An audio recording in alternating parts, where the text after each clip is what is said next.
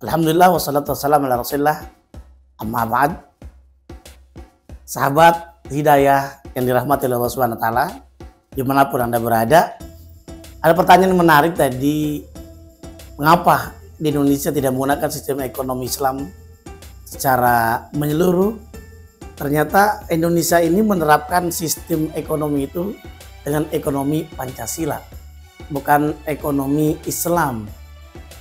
Nah, ekonomi Pancasila dengan ekonomi Islam sebetulnya nanti ada irisannya.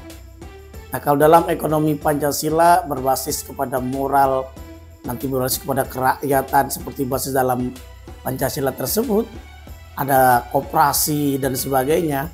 Di dalam ekonomi Islam sebetulnya ada yang kemiripan dengan ekonomi Islam.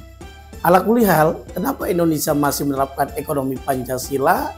Karena tadi Indonesia adalah bukan negara Islam, sehingga menerapkannya tadi adalah ekonomi Pancasila. Walaupun ekonomi Pancasila tadi kita lihat nih banyak dalam regulasi-regulasi yang mendukung tentang percepatan pergerakan dari ekonomi Islam. Adanya undang-undang tentang perbankan syariah, bahkan dalam MUI juga udah banyak yang mendukung tentang percepatan dalam ekonomi syariah. Tentunya dalam perkembangan perbankan syariah, asuransi syariah, pasar modal syariah yang ada di Indonesia. Bahkan juga berbicara tentang regulasi tentang zakat, yang tentunya sebetulnya bicara tentang zakat adalah dalam kajian agama Islam.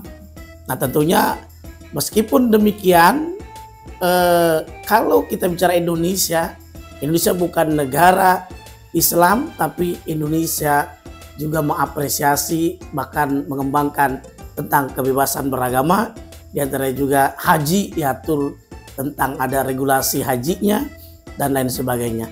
Jadi sekali lagi, meskipun tidak menerapkan tentang sistem ekonomi Islam, tapi spirit dalam ekonomi syariah atau ekonomi Islam di Indonesia sudah mulai bergeliat. Nah, seperti halnya orang yang berzakat bisa mengurangi perhitungan kena pajak ya. Nah, kalau di Malaysia berbeda.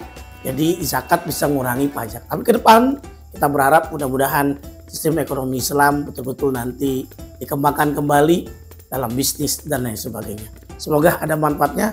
Wassalamualaikum warahmatullahi wabarakatuh.